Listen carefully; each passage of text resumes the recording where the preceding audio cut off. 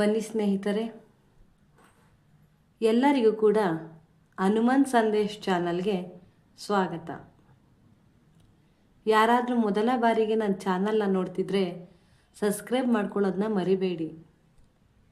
Comment ಬಾಕ್ಸ್ನಲ್ಲಿ ಜೈ ಶ್ರೀರಾಮ್, ಜೈ ಹನುಮಾನ್ ಅಂತ ಹೇಳಿ ಕಮೆಂಟ್ನ ಮಾಡಿ.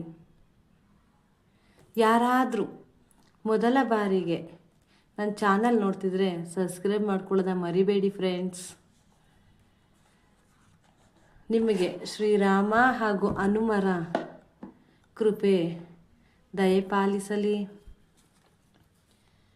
ಸೀತಾಮಾತೆಯ ಆಶೀರ್ವಾದ ನಿಮ್ಮ ಮೇಲೆ ಬರಲಿ, ಇರಲಿ ಅಂತ ನಾನು ಬೇಡ್ಕೊತೀನಿ ಸ್ನೇಹಿತರೆ. ಇವತ್ತಿನ ದಿನ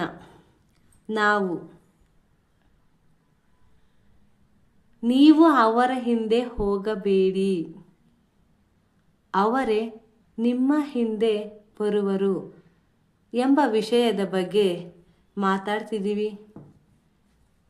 ನೋಡೋಣ, ಹನುಮನರು ಏನು ಸೂಚನೆಯನ್ನು ನಿಮಗೆ ಕೊಡ್ತಾರೆ, ಯಾವ ಥರ ಕೊಡ್ತಾರೆ, ಏನನ್ನು ಕೊಡ್ತಾರೆ, ನೀವು ಯಾಕೆ ಅವ್ರ ಹಿಂದೆ ಹೋಗಬಾರ್ದು, ಅವರೇ ನಿಮ್ಮ ಹಿಂದೆ ಬರಬೇಕು ಅನ್ನೋದ್ರ ಬಗ್ಗೆ ಅವರು ನಿಮಗೆ ಕಾರ್ಡ್ಗಳ ಮೂಲಕ ಸೂಚನೆಯನ್ನು ತಿಳಿಸ್ತಾರೆ. ಮೊದಲಿಗೆ ಎಲ್ಲರೂ 2 ನಿಮಿಷ ಕಣ್ಣು ಮುಚ್ಚಿ ಮನಸ್ಸಿನಲ್ಲಿ ಶ್ರೀರಾಮರ ಹಾಗೂ ಬಜರಂಗಿಯವರ ನಾಮಸ್ಮರಣೆ ಮಾಡಿ, ಹಾಗೂ ನಿಮ್ಮ ಪ್ರೀತಿ ಪಾತ್ರರನ್ನು ಮನಸ್ಸಿನಲ್ಲಿ ನೆನೆಸಿಕೊಳ್ಳಿ.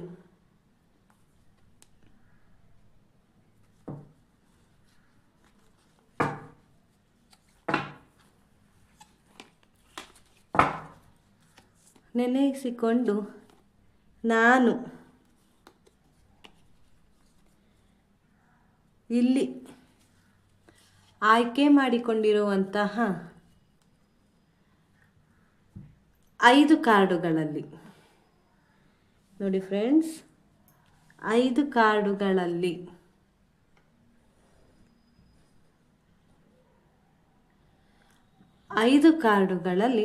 ಒಂದು ಕಾರ್ಡನ್ನು ನಿಮ್ಮ ಮನಸ್ಸಿನಲ್ಲಿ ಆಯ್ಕೆ ಮಾಡಿಕೊಳ್ಳಿ. ನೋಡೋಣ ಯಾವ ಕಾರ್ಡ್ನ ಮೂಲಕ ನಿಮಗೆ ಏನು ಸೂಚನೆಯನ್ನು ತಿಳಿಸ್ತಿದ್ದಾರೆ ಅಂತ ನೋಡೋಣ. ನೋಡಿ, ಮೊದಲನೇ ಕಾರ್ಡ್ ಓಪನ್ ಮಾಡ್ತಿದ್ದೀನಿ. ಪ್ರಾಣ, ಬ್ರೀತ್. ನೋಡಿ ಸ್ನೇಹಿತರೆ, ಈ ಕಾರ್ಡ್ ಹೇಳ್ತಿದೆ, ನೀವು ಅವರ ಹಿಂದೆ ಹೋಗುವುದನ್ನು ನಿಲ್ಲಿಸಿ.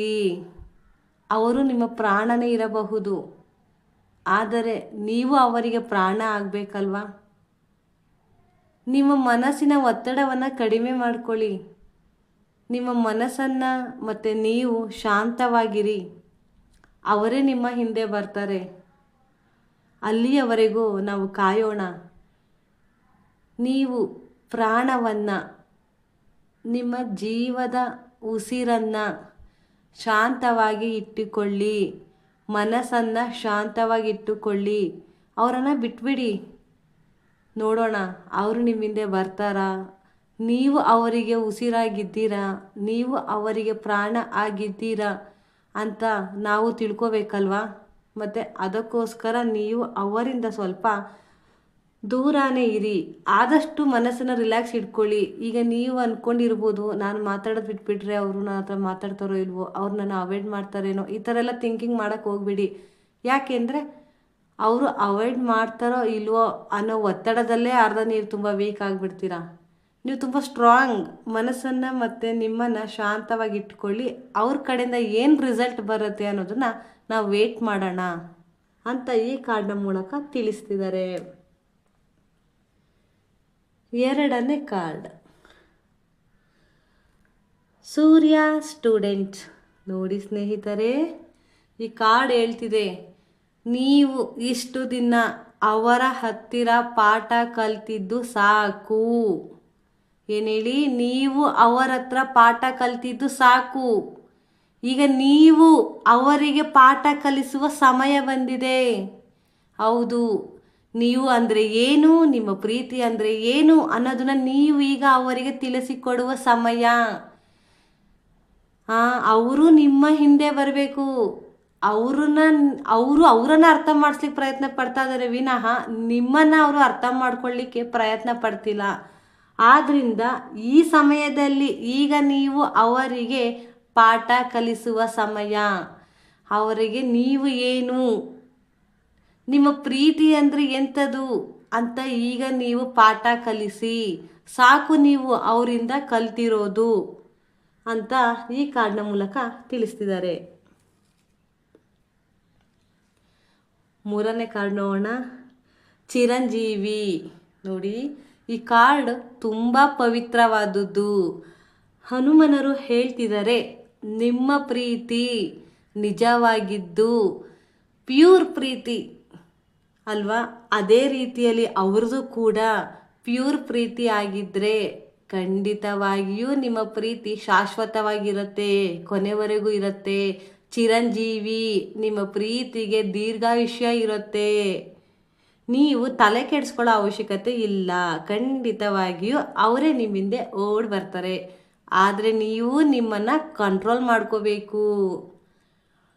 ನಿಮ್ಮನ್ನು ನೀವು ಕಂಟ್ರೋಲ್ ಮಾಡ್ಕೋಬೇಕು. ನಿಮ್ಮ ಪ್ರೀತಿ ನಿಜವಾಗಿಯೂ ಪ್ಯೂರ್, ಶಾಶ್ವತವಾದದ್ದು, ಆಯುಷ್ಯ ಇದ್ದದ್ದು, ದೀರ್ಘಾಯುಷ್ಯವಾದದ್ದು.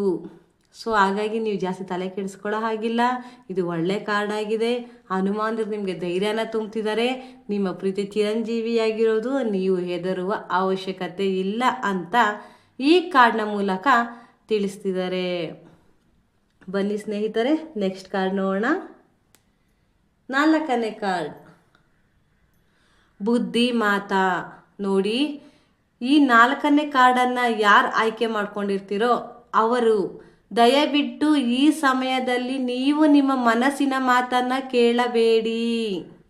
ಏನು ಹೇಳಿ, ನಿಮ್ಮ ಮನಸ್ಸು ಹೇಳ್ತಾ ಇರತ್ತೆ, ಪರವಾಗಿಲ್ಲ, ನೀನೇ ಸೋಲು, ನೀನೇ ಅವರಿಂದೆ ಹೋಗು, ನೀನೇ ಅವ್ರ ಹತ್ರ ಕಾಂಪ್ರಮೈಸ್ ಆಗು ಅಂತ. ಆದರೆ ದಯವಿಟ್ಟು ಈ ಸಮಯದಲ್ಲಿ ನೀವು ನಿಮ್ಮ ಬುದ್ಧಿಯ ಮಾತನ್ನು ಕೇಳಿ. ಈ ಸಮಯದಲ್ಲಿ ಮನಸ್ಸನ್ನು ಕಂಟ್ರೋಲ್ ಮಾಡ್ಕೊಳ್ಳಿ. ನಿಮ್ಮ ಭಾವನೆಗೆ ಬೆಲೆ ಕೊಡೋದಕ್ಕಿಂತ ನೀವು ನಿಮ್ಮ ಬುದ್ಧಿಗೆ ಬೆಲೆ ಕೊಡೋದು ಉತ್ತಮ. ಯಾಕೆ ಅಂದರೆ ಈ ಸಮಯದಲ್ಲಿ ಈಗ ಎಷ್ಟು ಅಂತ ನೀವೇ ಕಾಂಪ್ರಮೈಸ್ ಆಗೋಕ್ಕಾಗತ್ತೆ, ಎಷ್ಟು ಅಂತ ನೀವು ಸೋಲೋದಕ್ಕಾಗತ್ತೆ ಅಲ್ವಾ.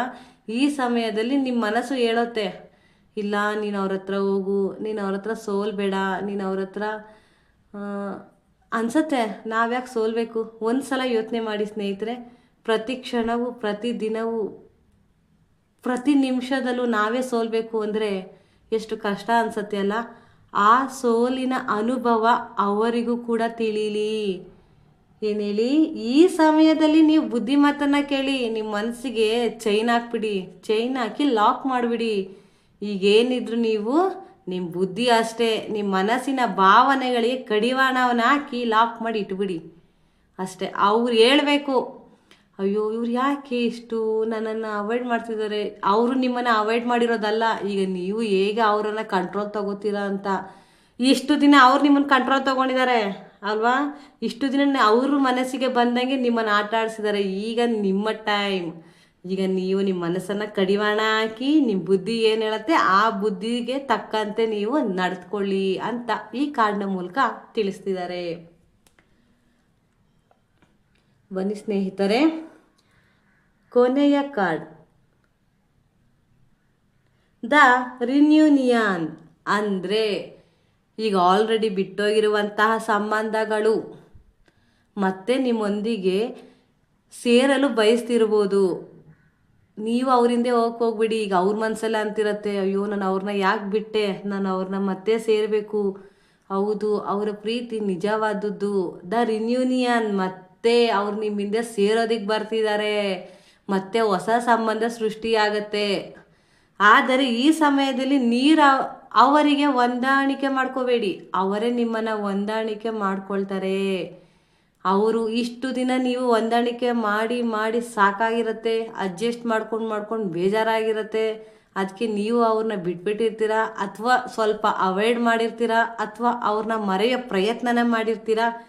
ಈಗ ಅವರಿಗೆ ನಿಮ್ಮ ವ್ಯಾಲ್ಯೂ ತಿಳಿದಿದೆ, ಈಗ ಅವರಿಗೆ ನಿಮ್ಮ ಬೆಲೆ ತಿಳಿದಿರೋದ್ರಿಂದ ಅವರು ನಿಮ್ಮ ಹಿಂದೆ ಬರುವ ಸಮಯ ಇದಾಗಿದೆ, ಬಂದೇ ಬರ್ತಾರೆ. ಈ ಸಮಯದಲ್ಲಿ ಹೊಂದಾಣಿಕೆ ಬಹಳ ಮುಖ್ಯ. ನೀವು ಬರೀ ಹೊಂದಿಕೆ ಮಾಡ್ಕೊಂಡ್ರೆ ಸಾಕಾಗಲ್ಲ, ಅವರು ನಿಮ್ಮೊಂದಿಗೆ ಹೊಂದಾಣಿಕೆ ಮಾಡ್ಕೋಬೇಕು. ಈಗ ಆ ಸಮಯ ಬಂದಿದೆ, ಅವ್ರಿಗೆ ನಿಮ್ಮ ವ್ಯಾಲ್ಯೂ ತಿಳಿತಾ ಇದೆ, ಅವರು ಮತ್ತೆ ಬರುವ ಅವಕಾಶಗಳಿದೆ ಅಂತ ಈ ಕಾರ್ಡ್ನ ಮೂಲಕ ತಿಳಿತಿದೆ.